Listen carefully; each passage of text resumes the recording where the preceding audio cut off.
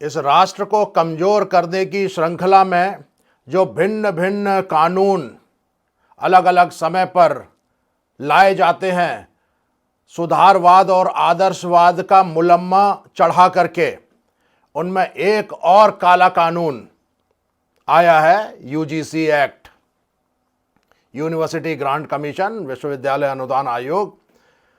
उसकी आड़ लेकर के इस देश को कमजोर करने के लिए, इस देश की सामाजिक व्यवस्था को छिन्न भिन्न करने के लिए, फूट डालो और शासन करो कि जो इनको विरासत में जो नीति मिली, विरासत में या जो ट्रांसफर ऑफ पावर हुआ ना, तो ये सब उसके उत्तराधिकारी हैं। वो जो ब्रिटिश इंडिया था उसके ये उत्तराधिकारी हैं। उसके उत्तराधिकारी, इमीडिएट उत्तराधिकारी नेहरूवियन सिस्टम था, और ये भी उसके उत्तराधिकारी है। ये अगला चरण है। ये काला कानून एक श्रृंखला है। देखिए, ये जो विरोध हो रहा है और ये जो अंदर से विरोध निकल करके आ रहा है, और दिन प्रतिदिन, घंटे प्रति घंटे ये जो विरोध बढ़ रहा है, ये क्यों बढ़ रहा है? ये देश समझ गया कि ये इन काले कानूनों की श्रृंखला का अगला चरण है। वो इसको यूजीसी एक्ट के तौर पे नहीं देख रहा। अब जो भारत का राष्ट्रवादी युवा है, जो समाज में समरसता चाहता है, देश को मजबूत करना चाहता है, विश्व में अपने उसको ऊपर स्तर पे देखना चाहता है, वो क्या अब समझ गया है? वो इसको, ये जो आरक्षण का कानून,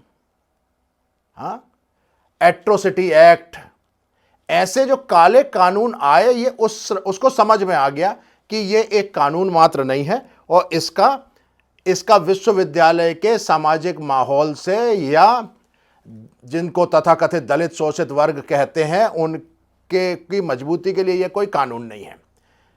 ये कानून वास्तव में इस देश को कमजोर करने के भिन्न भिन्न समय पे जो कानून आते हैं, ये उसी श्रृंखला से देखता है। जब मैं यूजीसी एक्ट पढ़ता हूं तो मुझे एट्रोसिटी एक्ट उसके बैकग्राउंड में दिखाई देने लगता है। उसके बैकग्राउंड में ये जातिगत आरक्षण दिखाई देने लगता है।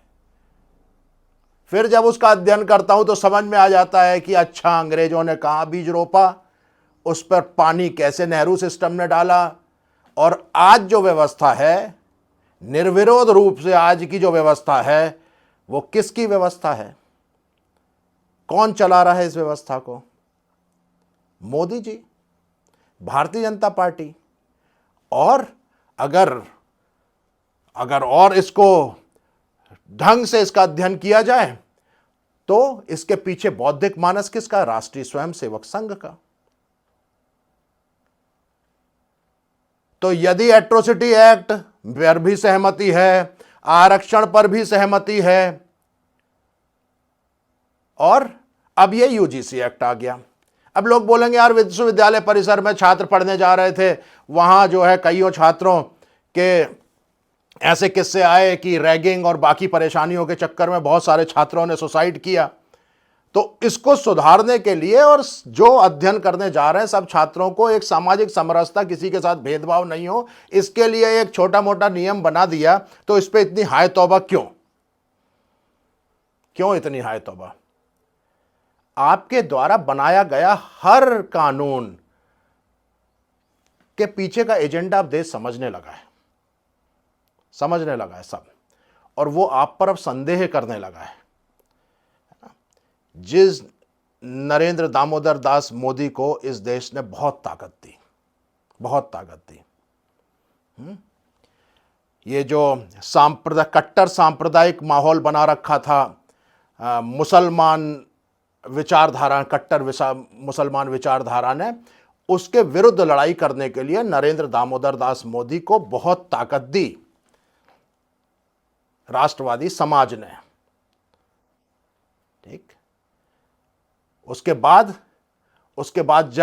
जब विदेशों की, पड़ोसियों की बात आई और पाकिस्तान की बात आई, तब भी बहुत ताकत दी, खड़े हो गए उनके साथ।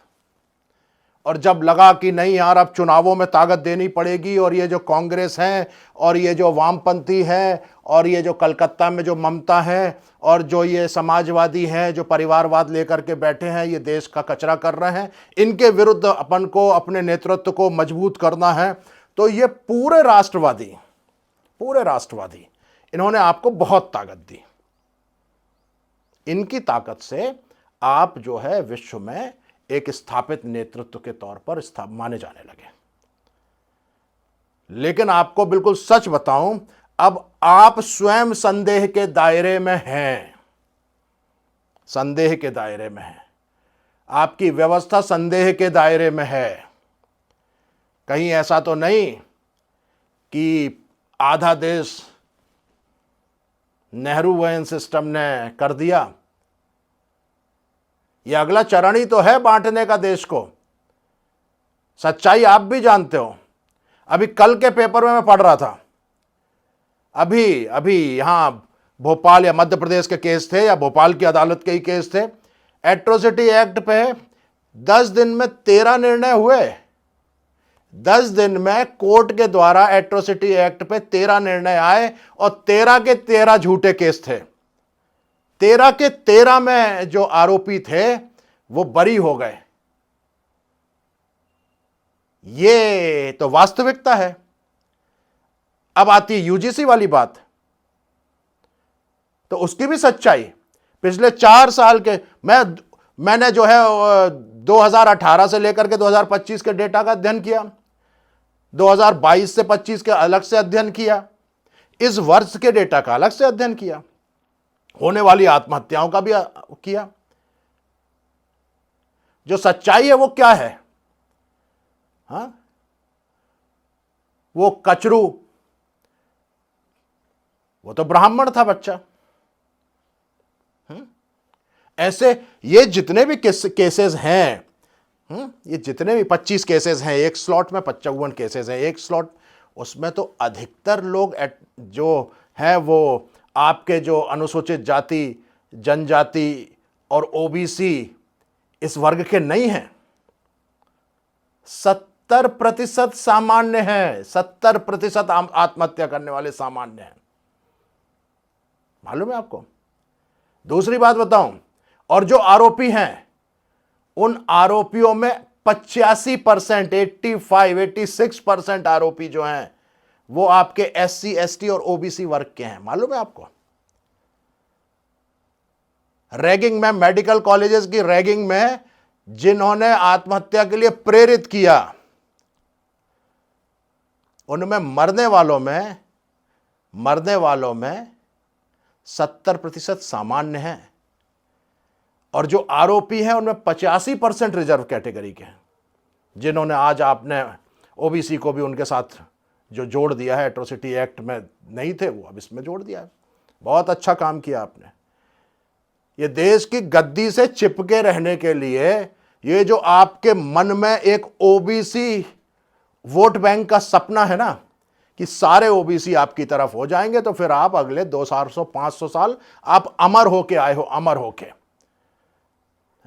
वो जोड़ना पड़ेगा हमें पुराणों में, जो बोलते हैं ना कि इतने अमर हैं, 7 अमर हैं, तो आपका भी नाम जुड़ जाएगा भाई। आप अमर होके आए हो, आप मरोगे नहीं, आप अमर होके आए हो। इसलिए 200-500 साल आपको गद्दी पे बैठना है। तो गद्दी पे बैठने के लिए आपको जरूरत है वोटों की, तो उन वोटों के लिए आप ओबीसी वोट बैंक बनाइए। ठीक, भ्रम फैला दीजिए कि 85% ओबीसी हैं, 90% ओबीसी हैं, और फिर उनके समर्थन से आप 500 साल गद्दी पर बैठिए। बाकी बेचारे जो युवा जो सपना देखते हैं एक मजबूत देश का, इस देश से जिनको अपनापन है, उनके सारे सपने, उनकी सारी मान्यताएं जाने दीजिए भाड़ में।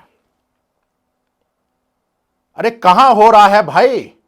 किन यूनिवर्सिटियों में ये जो अनुसूचित जाति, जनजाति और ओबीसी हैं, इनका दमन हो रहा है? हम भी पढ़ करके यहां तक आए, कभी महसूस नहीं हुआ कि साथ में पढ़ने वाला बच्चा किस वर्ग का है। क्यों भेद डाल रहे हो? क्यों भेद डाल रहे हो? कहां कमजोर हैं ये?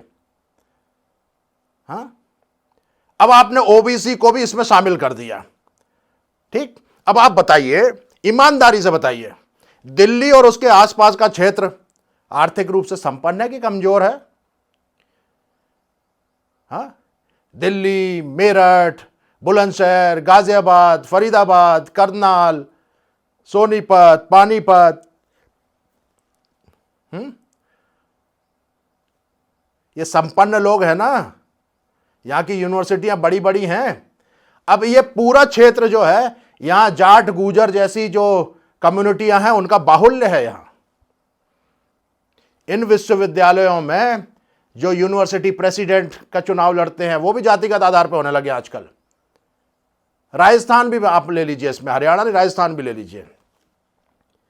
तो ये गुजर कमजोर हैं वहां, मीणा कमजोर हैं वहां। उन यूनिवर्सिटियों की बात करते, चलिए समाज की बात एक तरफ कर दीजिए। मैं कह रहा हूं इन कॉलेजों में, इन यूनिवर्सिटियों में जाट समाज, गुजर समाज, विश्नोई समाज, मीणा समाज कमजोर है क्या? इनके विरुद्ध शोषण हो सकता है? हां, 10-10 फॉर्च्यूनर से आते हैं, 20-20 थार और स्कॉर्पियो से आते हैं, चुनाव में खड़े होते हैं, चुनाव जातिगत आधार पे होते हैं, दुनिया भर का उनका जो है वो बाहुबली अपने आप को प्रदर्शित करते हैं और चुनाव जीतते हारते हैं, जो भी होता है। वो कमजोर हैं, उनको जातिगत आधार पर किसी नियम के शेल्टर की जरूरत है। किसको पागल बना रहे हो आप? देश बांट रहे हो, देश बांट रहे हो। मैं 100% आप पे आरोप लगाता हूं, आप देश बांट रहे हो। आपका एजेंडा इस देश को मजबूत करने का नहीं है,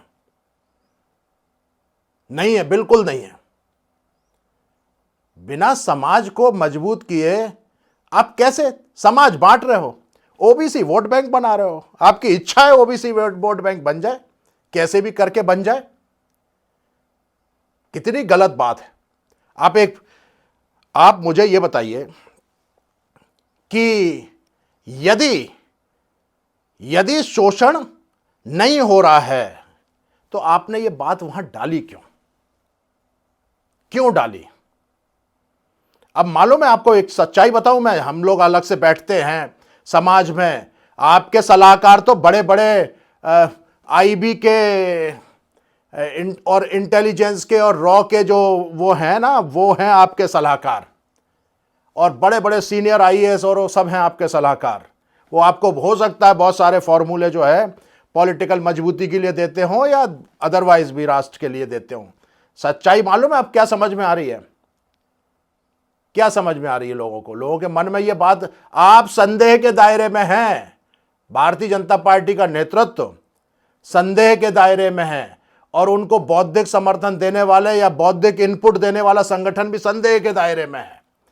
उनकी एक भी, चाहे वो आरक्षण हो, चाहे वो एट्रोसिटी एक्ट हो, ये थोपे हुए एक तरफा कानून है, एक तरफा, और ये जुल्म है, राष्ट्रवादी समाज के ऊपर जुल्म है।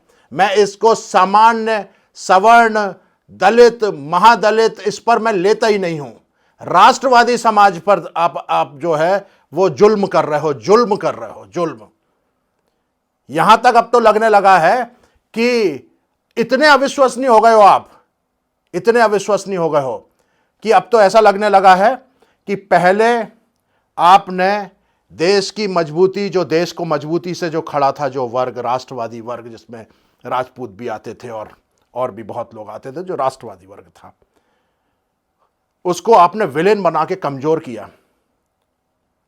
ठीक, फिर आपने इस्लाम को सामने रखा, एक टारगेट बना करके, कट्टरपंथी इस्लाम, और उसके विरुद्ध आप पॉपुलर हुए और इनकी ताकत से पहले जो राष्ट्रवादी वर्ग था उसकी ताकत से आपने सामने काउंटर पे रख दिया। प्रतिक्रियात्मक जो आपने एनिमी बनाया वो बना दिया कट्टरपंथी इस्लाम। उसके सामने आपने सबका इस्तेमाल किया, हम जैसे राष्ट्रवादियों का इस्तेमाल किया आपने सबने, और उनका इस्तेमाल करके आपने अपना एक बेसिक आपने गद्दी पकड़ी।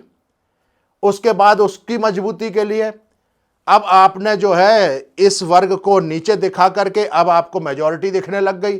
दूसरी, अब आप SC ST OBC इनका एक वो बना करके पहले प्रतिक्रियात्मक रूप से सामने एनिमी रख दिया था मुसलमान, अब प्रतिक्रियात्मक रूप से इस वोट बैंक के सामने रख दिया आपने ठाकुर या और तथाकथित मजबूत लोग। ऐसा आपने कहानी बनाई, कोई मजबूत लोग नहीं है वो, आपने कहानी बनाई। अब ये नया वो बन गया आप पर। तो अब जो है डाउट ये भी होने लगा है कि कुछ दिन बाद जैसे आपने इनको अलग किया, आप मुसलमान कट्टरपंथी मुसलमान को अपने साथ लोगे। आपको सत्ता चाहिए। जब आप देखोगे कि ये 40% हो गए, ये 50% हो गए, हाँ, तो जैसे मुस्लिम लीग मुसलमान वोटों की राजनीति करती थी और कांग्रेस नहीं करती थी, फिर जब इनका बहुमत आया तो कांग्रेस करने लग गई वो राजनीति मुसलमान वोटों की। तो मुझे तो लगता है कि अब आप लोग भी जो है ना वो लाइन पकड़ने वाले हो अगले 10 साल में। आप इधर से OBC लोगे, SC ST OBC और मुसलमान, और उनका 40% वोट आपको दिखने लगेगा। अभी दिखने लगा है थोड़ा थोड़ा, आगे चल के दिखने लगेगा बड़ा। मेन वोट आपका वही हो जाने वाला है, आपका मेन वोट वही होने वाला है। और उसके बाद आप जानते हो, जैसे आज एट्रोसिटी एक्ट लाए, आज UGC एक्ट लाए, ऐसे आगे चल के उस वोट को खुश करने के लिए इस हिंदुस्तान को आप मुस्लिम राष्ट्र घोषित करोगे। मुस्लिम राष्ट्र, आप उस नीचता पे भी उतर सकते हो, इसमें कोई डाउट नहीं। आप संदेह के दायरे में हो। मुसलमानों को जब आप इतने गैरकानूनी, इतने जुल्मी एक्ट बना सकते हो, नए नए बच्चों को आप जो है आतंकवादी, जो पूरी तरीके से राष्ट्रवादी युवा है, उसको डाउटफुल बना दिया आपने। वो शोषण करता है, अपने साथ में पढ़ने वाले दूसरे सरनेम लगा करके आने वाले, केवल इतनी भिन्नता है। आर्थिक रूप से भी कोई भिन्नता नहीं है उनमें, सामाजिक रूप से भी कोई भिन्नता नहीं है, धार्मिक रूप से भी कोई भिन्नता नहीं है। केवल उसका सरनेम अलग है, इसका सरनेम अलग है। इस पे आपने कुछ सरनेम वालों को बोल दिया ये तुम शोषक हो और तुम शोषित हो, टैग बांट रहे हो। अरे आप वो भी देखना, जब इस्लामी राष्ट्र घोषित करोगे ना तो आप उनको राष्ट्रभक्त का टैग बांटोगे। टैग संदेह के दायरे में हो, संदेह के दायरे में पूरे तरीके से। इसलिए सबका मन आपसे फट रहा है। जो ताकत हम लोग आपको देना चाहते थे और मजबूत करना चाहते थे, अब वो ताकत हम लोग वापस लेने का निर्णय कर रहे हैं। ये राष्ट्रवादी समाज ये किसी जाति की बात नहीं कर रहा। हाँ, जो मर्यादा पुरुषोत्तम राम से प्रेरणा लेते हैं, जिनकी आस्था माता दुर्गा में है, जो राम कृष्ण की कहानियां पढ़ करके अपने दादाजी से, अपनी माता से, जो उनकी कहानियां पढ़ करके देश के प्रति समर्पित भाव से संस्कारपूर्ण जीवन जीते हैं,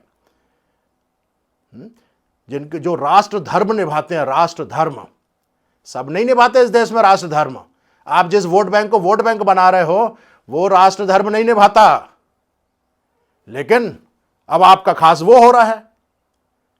तो मैं आपको 100% कह रहा हूं कि आप 500 साल तक इस गद्दी पर बैठोगे। अगले 15 साल बाद या 20 साल बाद मोदी जी आप मुस्लिम राष्ट्र घोषित करोगे।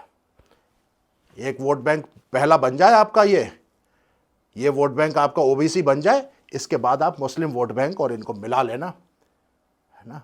और उसके बाद आप 500 साल तक गद्दी पर बैठना, और इसको जो ये 1000 साल तक हम लोगों के कारण नहीं कर पाए, हम लोगों के कारण 1000 साल तक जो काम नहीं कर पाए, वो आपकी दम पर एक नोबेल अवार्ड आपको घोषित होगा। आप मुस्लिम राष्ट्र घोषित कर देना इसको। तो सभी लोगों से ये तो समस्या है, और ये अपने अंदर का जो मेरा विश्लेषण है, ये मेरा कोई आक्रोश नहीं है, कोई आक्रोश नहीं है, मेरा विश्लेषण है, और बिल्कुल अध्ययन के बाद का विश्लेषण है ये।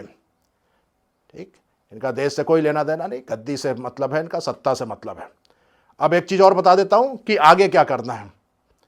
ठीक, सड़क देखिए, ये केस लगाएंगे, आप संघर्ष करोगे सड़कों पर तो भी केस लगाएंगे। इनने आमने सामने लड़ा दिया।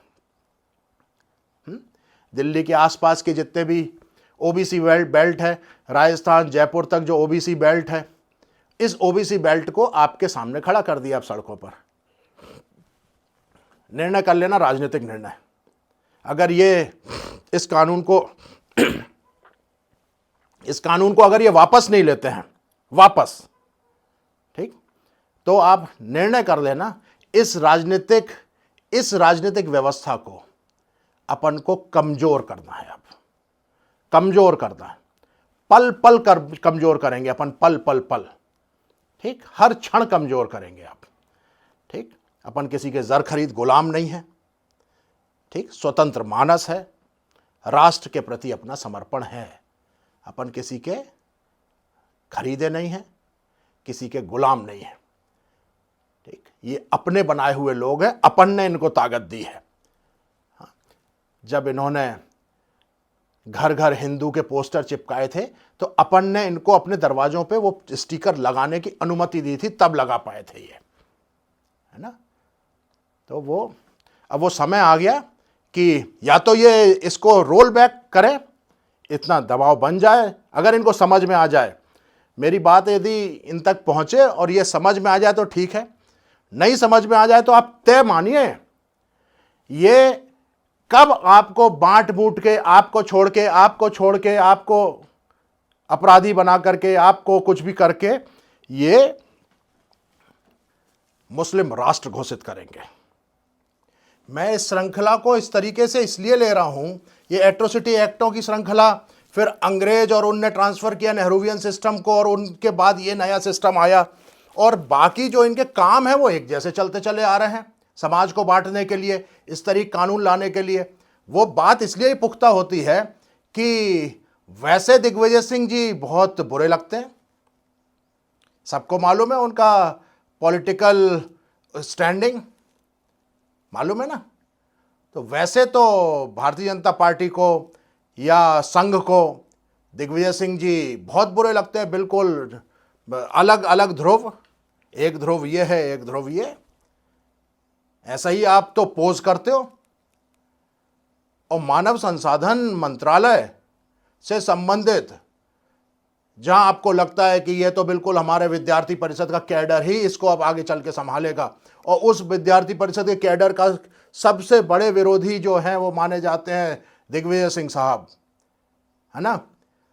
तो वो मानव संसाधन मंत्रालय की कोई समिति थी जो यूजीसी एक्ट को पे काम कर रही थी, उस कमेटी का अध्यक्ष आपने दिग्विजय सिंह को बनाया। तो ये मिली जुली भगत, ये समझ में स्थापित हो गई ना, स्पष्ट हो गया कि सब भ्रम है, एक ही है। जब तक अंग्रेजों ने काम किया भारत को कमजोर करने का, तब तक उनने किया। जब उनका काम वो समझ गए कि बस जहां तक हम कर सकते थे वहां तक, उसके बाद आगे की और जिम्मेदारी दे दी उन्होंने नेहरूवियन सिस्टम को। वो भी समझ गए अब हमारा यहीं तक हम भारत को कमजोर कर सकते हैं, अब आगे की जिम्मेदारी दे दी इनको। हाँ, स्पष्ट दिखाई दे रहा है दिग्विजय सिंह अध्यक्ष हैं आपकी सबसे इंपॉर्टेंट। अरे जैसे आप शिक्षा में मैकाले को गाली देते रहते हो, आपको मालूम है ना शिक्षा में कुछ भी होता है तो उसका कितना बड़ा असर होता है। तो आपने शिक्षा से संबंधित, विश्वविद्यालयों से संबंधित जो कमेटी थी उसका अध्यक्ष तो आपने दिग्विजय सिंह को बना दिया,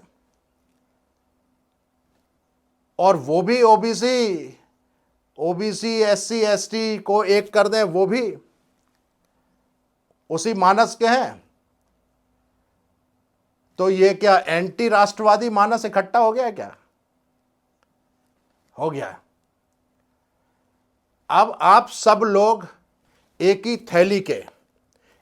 थैली, इससे यूजीसी एक्ट जैसे निकल के आया, और उस पर दोनों राजनीतिक दलों या कितने भी राजनीतिक दल हैं, इनकी जो प्रतिक्रिया दिखाई दे रही है सामूहिक, जो औपचारिक प्रतिक्रिया अभी तक नहीं आई है किसी की, और इसके बनाने में भी दोनों, वैसे एक राज्यसभा की सीट पर आपकी कैसी कैसी लड़ाइयाँ होती हैं, जहाँ मलाई खाने के लिए हिस्से बांट होते हैं वहाँ की आपकी कैसी कैसी लड़ाइयाँ होती हैं, और जहाँ राष्ट्रवादी समाज को प्लेट पे रख करके और काटने की बात आई तो एक set of knife and fork आपके हाथ में है और एक छुरी कांटे का सेट आपके हाथ में है।